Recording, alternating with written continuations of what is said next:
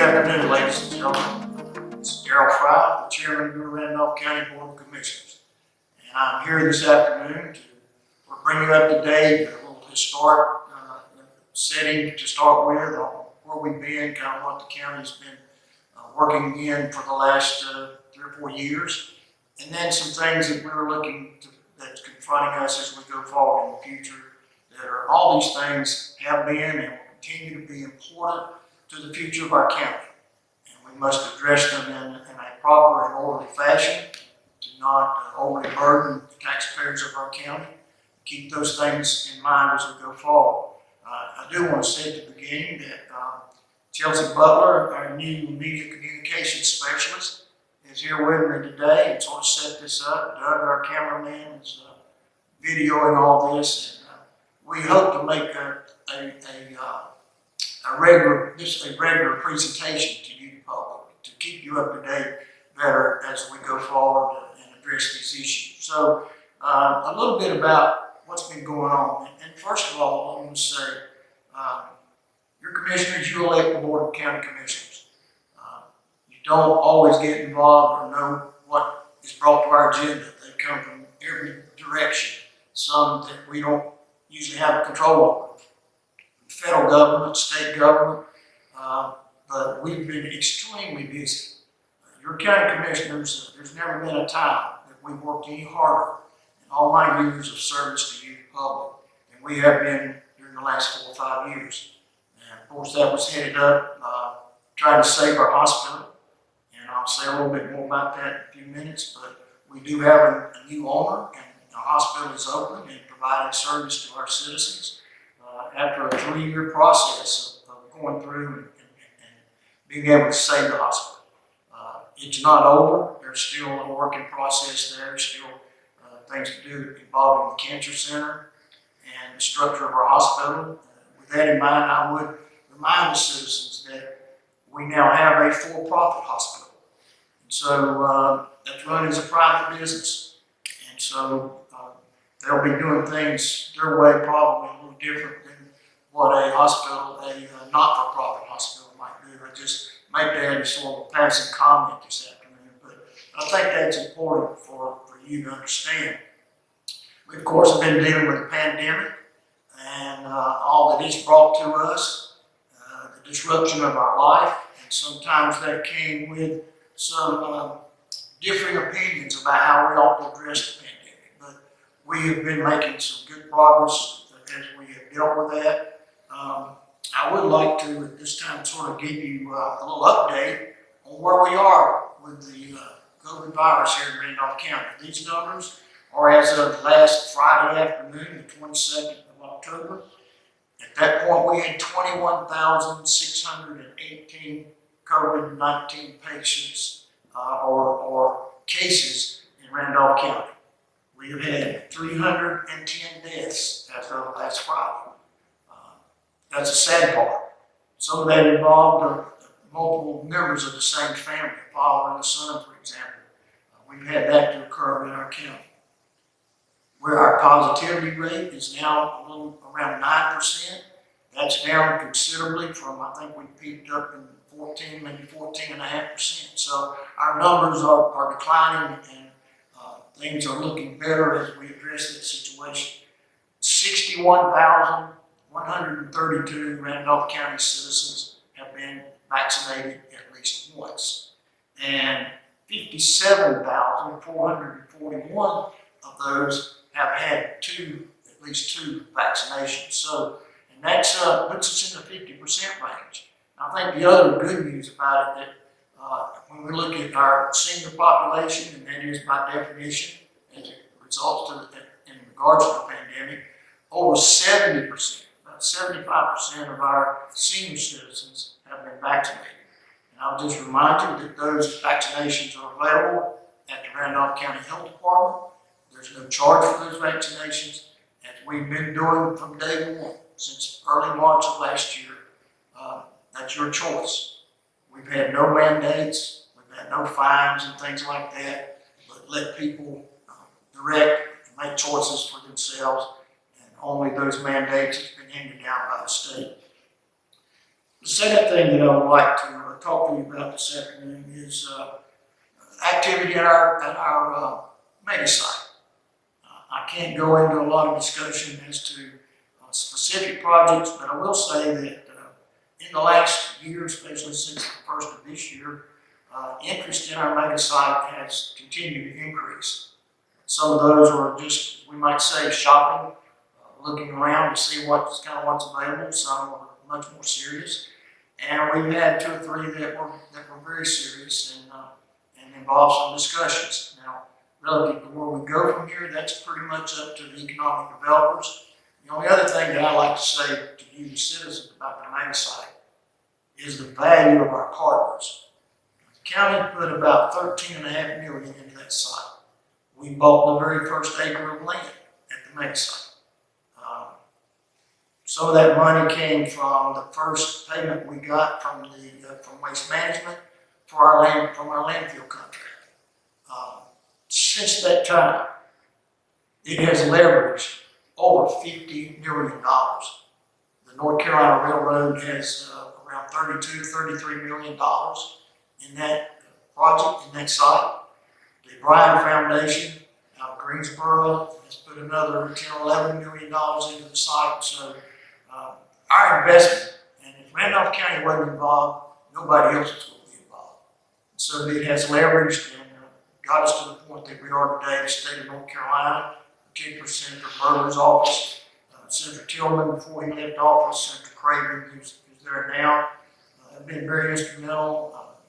Representative McNeil, Representative Hurley have both been involved and accessible to us on a daily basis, and we're most grateful for that. Come back and make a couple more comments about our hospital. As I said, it's now open under new ownership. That ownership is now July the 1st. The old hospital board has still been active through the bankruptcy process. But I think that's about to wrap up probably by the end of this month or end of this week. The other thing that I want to make you aware of is that in that process, through the bankruptcy process, Cone has agreed to build a brand new cancer center in Randolph County. And by the directions of the bankruptcy court, that cancer center has to be within 10 miles of the existing site.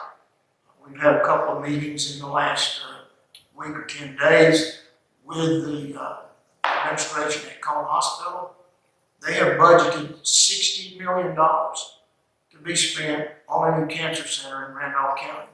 So it will be state-of-the-art and a place for quality care for our cancer patients here in the county. So that's to come as we go forward. That should start sometime within the next year or so, year and a half. So just wanted to make you aware of that. The last thing, as far as what we've been doing, I'll make you aware of, we're sort of changing the structure of our airport. That's a result of increased traffic out there at the airport and in anticipation of even greater increases in that traffic. That has been, most of you know, the Asheboro Municipal Airport. We have changed the name and revised the authority that operates the airport, and it will now be called the Randolph Asheboro Regional Airport. If you look at those letters, the acronym would be RAH. So that's going to be our new regional airport. And the county will, in addition to the 5 current members, the county will get 5 appointments to the new authority board, which will give a total of 9. One of those has to come from EDC, from our EDC board. So that's sort of taking place. Didn't draw a lot of publicity. It's been handled legislatively with the state and our representatives. So that's something else. And so now I'll talk to you for just a few minutes about how we're going forward. What I'd like to do now is just sort of talk to you a little bit about going forward. Some of these issues that we've talked about already, we're carrying those forward with us. There's more to do, like with the hospital. But in particular, to start with, I want to just make comments or reference to our use of the American Recovery Plan Act funds that came to the county. It's about $28 million.